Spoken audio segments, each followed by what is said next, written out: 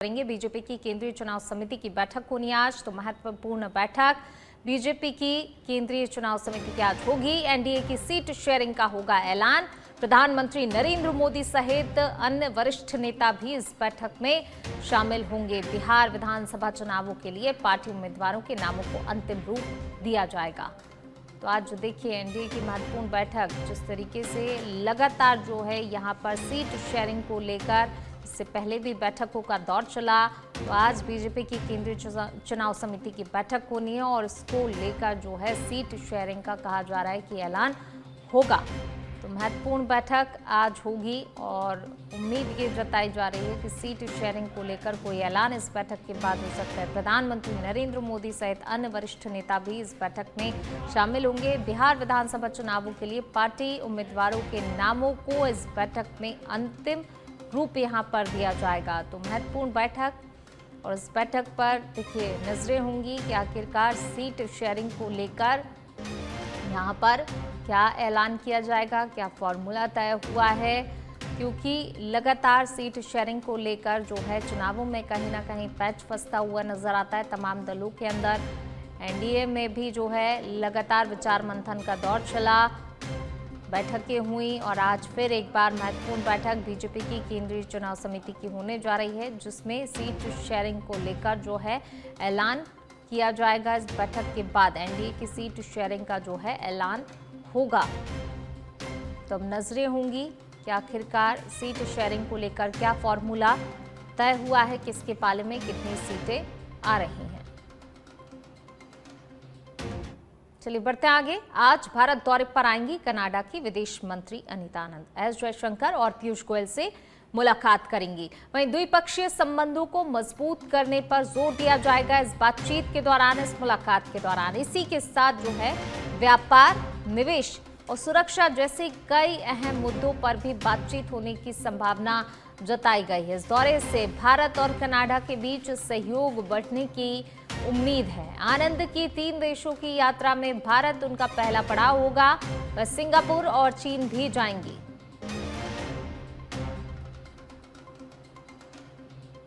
तो आज भारत दौरे पर आएंगी कनाडा की विदेश मंत्री।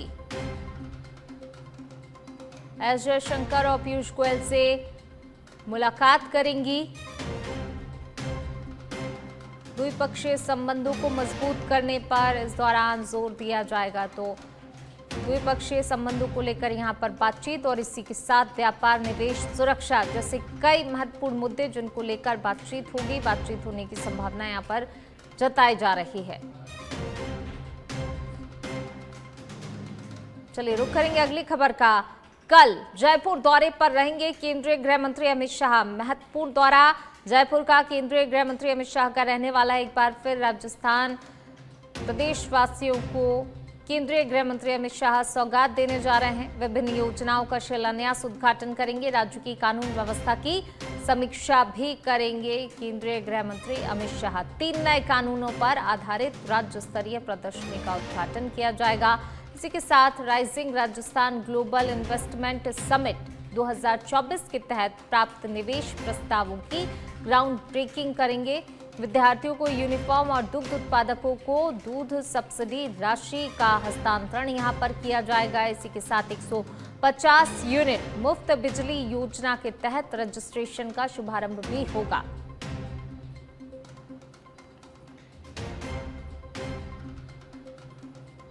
महत्वपूर्ण दौरा केंद्रीय गृह मंत्री अमित शाह का जयपुर रहने वाला है। जयपुर के दौरे पर कल आएंगे केंद्रीय गृह मंत्री अमित शाह और देखिए कई सारी सौगातें एक बार फिर प्रदेशवासियों को मिलेंगी। विभिन्न योजनाओं का शिलान्यास, उद्घाटन उनके द्वारा किया जाएगा। लगातार जो है देखिए राजस्थान के विकास को लेकर केंद्र और राज्य यानी कि डबल इंजन की सरकार जो है प्रयासरत है और लगातार हर बार कई सौगातें दी जा रही हैं।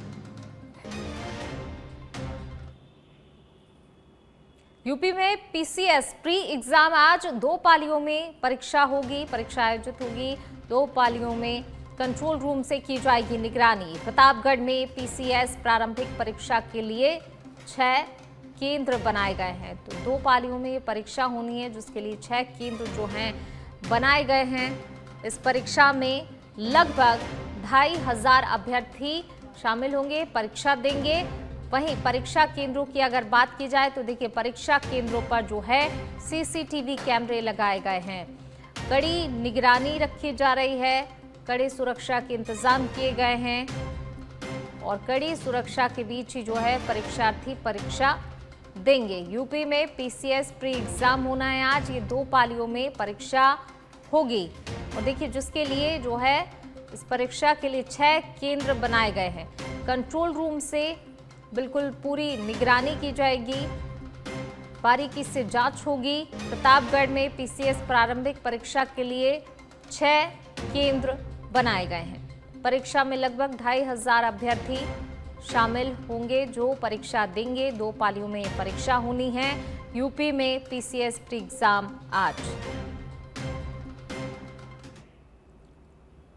चलिए बढ़ते हैं आगे, बात अगली खबर की। उदयपुर अहमदाबाद नेशनल हाईवे पर दर्दनाक हादसा हो गया। ऋषभदेव कस्बे में मयूर मिल के सामने भैंस को बचाने के चक्कर में 5 गाड़ियों की भिड़ंत हो गई। इस हादसे में 4 लोगों की मौके पर ही मौत हो गई। कई लोग इस दौरान घायल भी हो गए। घटना के बाद पुलिस मौके पर पहुंची। पुलिस ने घायलों को अस्पताल में भर्ती करवाया। फिलहाल पुलिस मामले की जांच में जुटी हुई है। तो उदयपुर अहमदाबाद नेशनल हाईवे पर हादसा, इस हादसे में 4 लोगों की दर्दनाक मौत हो गई। घटना की जानकारी स्थानीय लोगों ने पुलिस को दी। पुलिस घटनास्थल पर पहुंची और मामले की जांच शुरू कर दी गई है। और ज़्यादा बातचीत के लिए हमारे सहयोगी धीरज हमारे साथ जुड़ गए हैं। धीरज, उदयपुर अहमदाबाद हाईवे पर जो है ये हादसा हुआ, कब ये घटना घटित हुई, किस कारण से ये हादसा हुआ? जी, अगर बात की जाए तो उदयपुर जिले के ऋषभदेव क्षेत्र के अंदर इस घटना का जो है वो यहाँ पर हुआ है, जहाँ पर कल बीती रात 8 बजे के करीब जो है वो एक बोलेरो गाड़ी जो है वो भैंस से टकराने के बाद वो डिवाइडर पर पलट गई। जिस दरमियान जो है सामने की तरफ से आ रहे ट्रेलर द्वारा जहाँ पर मौके पर मौजूद करीब 4 लोगों को शिकार बनाते हुए के ऊपर गाड़ी जो है वो चढ़ गई थी, जिस कारण से 4 लोगों की यहाँ पर दर्दनाक मौत हो गई। वही टैंकर चालक किशनगढ़ निवासी गंभीर रूप से घायल हो गया और सूचना मिलते ही ऋषभदेव पुलिस मौके पर पहुंची और सभी मृतकों के शव को वहां पर ऋषभदेव मोर्चरी के अंदर रखवाया गया है। वही घायल चालक को सामुदायिक स्वास्थ्य केंद्र ऋषभदेव पहुंचा गया, जहां पर उसका इलाज चल रहा है। फिलहाल जो है चारों मृतक जो है वो रोड के ऊपर खड़े थे और स्पीड से ट्रेलर आने की वजह से करीब 4 ट्रक जो है आपस में भिड़ंत हो गई, जिस कारण से दर्दनाक 4 लोगों की मौत हो गई है। फिलहाल पुलिस पूरे मामले की जांच कर रही है, लेकिन प्रथम दृष्टया जो मामला सामने आया है कि एक बोलेरो गाड़ी जो थी वो एक भैंस से टकरा गई थी और भैंस से टकराने के बाद अनियंत्रित होकर रोड की उस तरफ चली गई, जिस कारण से ये पूरा दर्दनाक हादसा यहाँ पर देखा जा रहा है। बिल्कुल धीरज, यहाँ पर लेकिन एक सवाल ही खड़ा हो रहा है, जिस तरीके से आपने बताया कि देखिए आवारा गौवंश का मुद्दा हमेशा उठता भी है, लेकिन कहीं ना कहीं ध्यान नहीं दिया जाता है। और देखिए लगातार इस तरीके के हादसे सामने आ रहे हैं, लेकिन कहीं ना कहीं सबक नहीं लिया जा रहा है। जी बिल्कुल, बात की जाए तो आपका कहना भी सही है कि आवारा गौवंश जो है उसका मामला जो है लगातार देखा जाता है। कई बार जो गोवंश है वो भी इसका शिकार होते हैं एवं कई पशु भी जो है वो हाईवे या रेलवे की अगर बात की जाए तो वहाँ पर उसका शिकार होते हैं। तो कहीं ना कहीं नेशनल हाईवे को भी देखना चाहिए कि दोनों तरफ रोड के फेसिंग लगाई जाए, जिस कारण से अचानक से जो पशु जो है वो यहाँ पर आ जाते हैं, जिस कारण से कई बार दर्दनाक हादसा होता है और वहाँ पर पशुओं की मौत भी हो जाती है। तो कहीं ना कहीं नेशनल हाईवे को जो है इस मामले को देखना चाहिए और इस प्रकार के हो रहे हादसों को लेकर रोकने के लिए जो कदम जो है वो यहाँ पर उठाने चाहिए। कहीं ना कहीं दोनों तरफ फेसिंग लगाई जाए, जिस कारण से अचानक से पशु जो है वो रोड के बीच में आ जाते हैं और कई बार दर्दनाक हादसा हो जाता है। और आज भी एक हादसा देखने को मिला है, जिस कारण से यहाँ से भैंस से टकराने के बाद बोलेरो पलट गई और सामने से आ रहे ट्रेलर ने 4 लोगों को यहाँ पर कुचल दिया। जो हालत है वो काफी दयनीय और दर्दनाक है कि किस प्रकार से 4 लोग जो है वो इस हादसे के अंदर मारे गए हैं। जी शुक्रिया आपका इस तमाम जानकारी को साझा करने के लिए। और अब खबर बाना से। जिला स्तरीय मैराथन दौड़ के आयोजन में कई तरह की अव्यवस्थाएं देखी गईं। जिले के सभी ब्लॉक से शामिल हुई 1200 छात्राओं को रन फॉर वोट मैराथन दौड़ के लिए बालिकाओं को सरदार वल्लभ भाई पटेल स्टेडियम अंता में बुलाया गया। इस दौड़ में छोटी छोटी बालिकाओं को भी शामिल किया गया। कई बालिकाएं भीषण गर्मी और धूप के कारण अचेत होकर जमीन पर गिर गईं, जिन्हें प्राथमिक उपचार के लिए एम्बुलेंस से अस्पताल भेजा गया। जिला SCEO मीणा ने कार्यक्रम की कवरेज के दौरान एक पत्रकार के साथ धक्का मुक्की करते हुए हाथ से मोबाइल तक छीन लिया और अभद्रता की।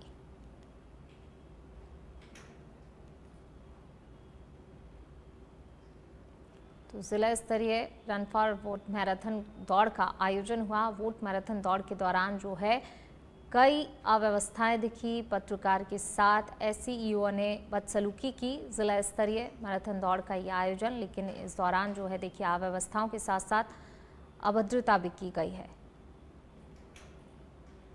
पत्रकार के साथ अभद्रता की है, बदसलूकी की है।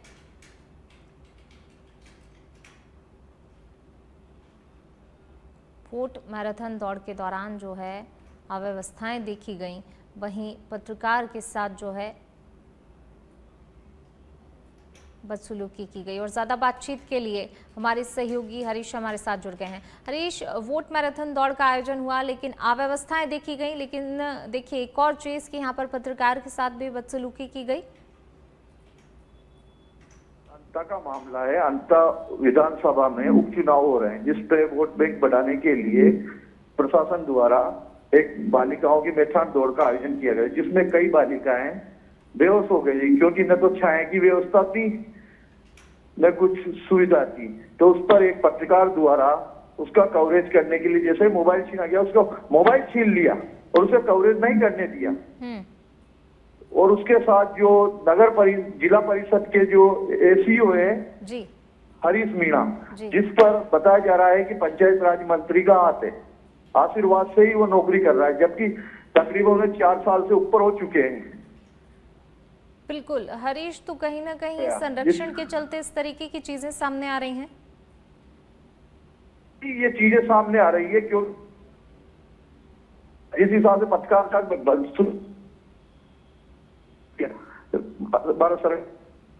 जी हरीश, शुक्रिया आपका इस तमाम जानकारी को साझा कर। खबरों की ओर, मैक्सिको में भारी बारिश के कारण भीषण बाढ़ आई है, तो वहां पर तबाही का मंजर देखा जा रहा है। भीषण बाढ़ ने मैक्सिको में तबाही मचाई है। मैक्सिको में भारी बारिश से गलियां तालाब बन गई हैं। गलियों में 12 फीट तक पानी भर गया है। पानी के तेज बहाव में कई लोग बह गए। 41 लोगों की मौत की अभी तक पुष्टि भी हो चुकी है। लापता लोगों की तलाश भी लगातार की जा रही है। लापता लोगों की तलाश में पुलिस जुटी हुई है, टीमें लगी हुई हैं। बाढ़ के तेज बहाव में कई कारें बह गई हैं और इमारतें भी ढह गई हैं।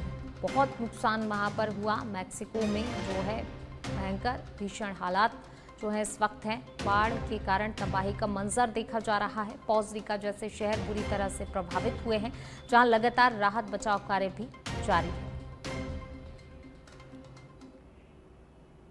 मुख्यमंत्री पुष्कर सिंह धामी का बड़ा फैसला। दुर्गम क्षेत्रों में तैनात वन कर्मियों को आवासीय भत्ता दिया जाएगा। इस फैसले का उद्देश्य दुर्गम क्षेत्रों में कार्यरत वन कर्मियों को प्रोत्साहित करना है और इसी के साथ उनके जीवन स्तर को ऊपर उठाना, सुधारना है। इस भत्ते से वन कर्मियों को बेहतर आवास मिलेगा, वे अधिक समर्पण के साथ काम कर पाएंगे।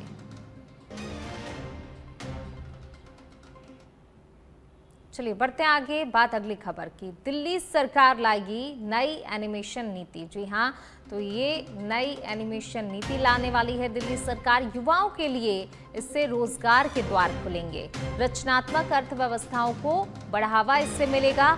दिसंबर तक इस नीति का मसौदा भी तैयार हो जाएगा और इसके बाद इसे दिल्ली मंत्रिमंडल के सामने मंजूरी के लिए पेश किया जाएगा। वहीं नीति को जब मंजूरी के लिए दिल्ली मंत्रिमंडल के समक्ष भी रखा जाएगा, तो देखिए जब मंजूरी मिल जाएगी तो इसके बाद युवाओं के लिए कहीं ना कहीं देखिए नए द्वार खुलेंगे। तो लगातार जो है कई क्षेत्रों में सराहनीय कदम उठाए जा रहे हैं। नई एनिमेशन नीति अब लाई जाएगी, जिसके जरिए युवाओं के लिए अब रोजगार के द्वार खुल सकेंगे।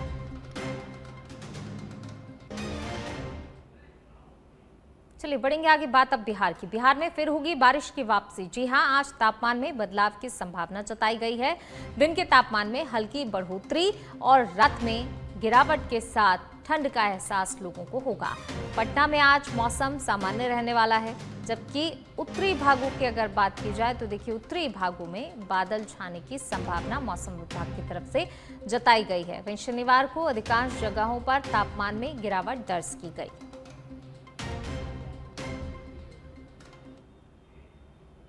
चलिए बढ़ते हैं आगे। 123 दिन बाद खराब हुई है हवा। देश में छठा सबसे प्रदूषित शहर बना है गाजियाबाद।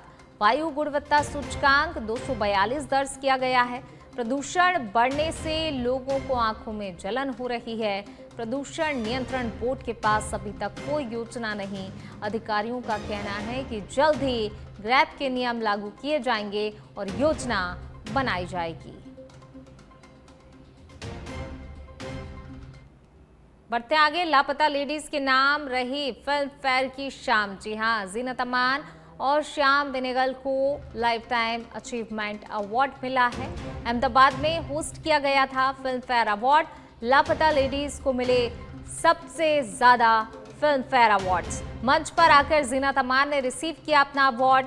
दिग्गज अभिनेता शाहरुख खान और करण जौहर ने होस्ट किया film fair award. Supreme court ने अगर पटाखों पर बैन हटाया तो दिल्ली सरकार करेगी नियमों का पालन। जी हां, उल्लंघन की रिपोर्ट के लिए नागरिक प्रोत्साहित होंगे। पर्यावरण मंत्री मनजिंदर सिंह सिरसा ने कहा कि अदालत के आदेश के आलोक में आवश्यक कदम उठाए जाएंगे। तुरंत एक बैठक करेंगे और ये सुनिश्चित करेंगे कि आदेश का पालन हो।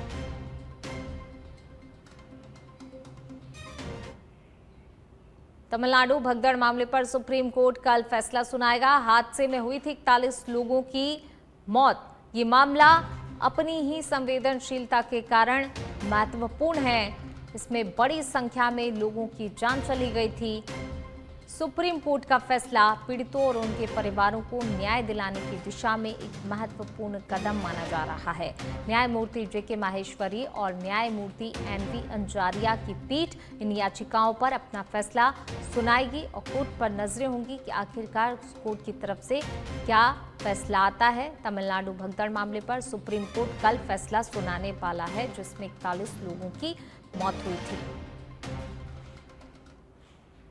चलिए बात करेंगे मौसम की। देश भर में 15 अक्टूबर से तापमान में गिरावट दर्ज की जाएगी। ठंडी हवाओं से मुश्किलें यहां पर लोगों की बढ़ती नजर आएंगी। ठंडी हवाएं चलने से लोगों की परेशानियां बढ़ सकती हैं। बुजुर्गों और बच्चों को स्वास्थ्य संबंधित परेशानियों का यहां पर सामना करना पड़ सकता है। वहीं दिल्ली एनसीआर की बात करें तो देखिए, दिल्ली एनसीआर में भी तापमान गिरने लगेगा। तो हल्की ठंडक का एहसास तो अभी सुबह और शाम के वक्त लोगों को हो रहा है, लेकिन मौसम में बदलाव होगा। तापमान में गिरावट 15 अक्टूबर से दर्ज की जाएगी। दिवाली पर मिलेगा कंफर्म टिकट। जी हां, यात्रियों के लिए कह सकते हैं एक राहत भरी खबर ये है, खुशखबरी है कि दिवाली पर लोगों को घर जाने में परेशानियों का सामना नहीं करना होगा। कंफर्म टिकट यहां पर मिलेगा। इसके लिए दिल्ली से मुंबई के बीच कोटा होकर चलेगी special train. Kota, Sawai Madhopur, Gangapur city, Hindaun city और भरतपुर जैसे कई स्टेशन हैं जहां पर यात्रियों को सुविधा मिलेगी। मुंबई सेंट्रल से शकूर बस्ती के लिए 15 अक्टूबर से 29 नवंबर तक रोजाना जो है यात्रियों को सुविधा दी जाएगी। यात्रियों को दिल्ली मुंबई मार्ग पर सीधी कनेक्टिविटी और सुविधा रेलवे विभाग की तरफ से दी जा रही है।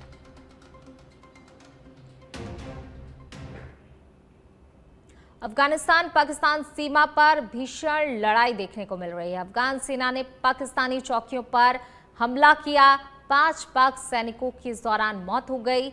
अफगान सेना ने कई चौकियों पर अपना कब्जा जमा लिया है। 9 अक्टूबर को पाक ने अफगानिस्तान पर एयर स्ट्राइक की थी और जिसके बाद ये अब देखिए यहाँ पर भीषण लड़ाई देखी जा रही है। तालिबान सरकार ने पाकिस्तान को करारा जवाब दिया है। अफगानिस्तान और पाकिस्तान के बीच भीषण लड़ाई। अफगानिस्तान ने पाकिस्तान की चौकियों पर कब्जा जमाया। तालिबान सरकार ने पाकिस्तान को करारा जवाब दिया। और अब खबर पाली के देसूरी से, जहां राज्य सरकार के निर्देशानुसार आना ग्राम पंचायत स्तर पर आमजन को लाभान्वित करने के लिए ग्रामीण सेवा शिविरों का आयोजन हुआ। कैंप प्रभारी नायब तहसीलदार गिरिराज सिंह राणावत, प्रशासक पंच रेखा जड़वा की ओर से कैंप आयोजित किया गया। अतिरिक्त जिला कलेक्टर शैलेंद्र सिंह चारण और उपखंड अधिकारी सिद्धार्थ सांधु ने शिविर का निरीक्षण किया और अधिकारियों को दिशा निर्देश दिए।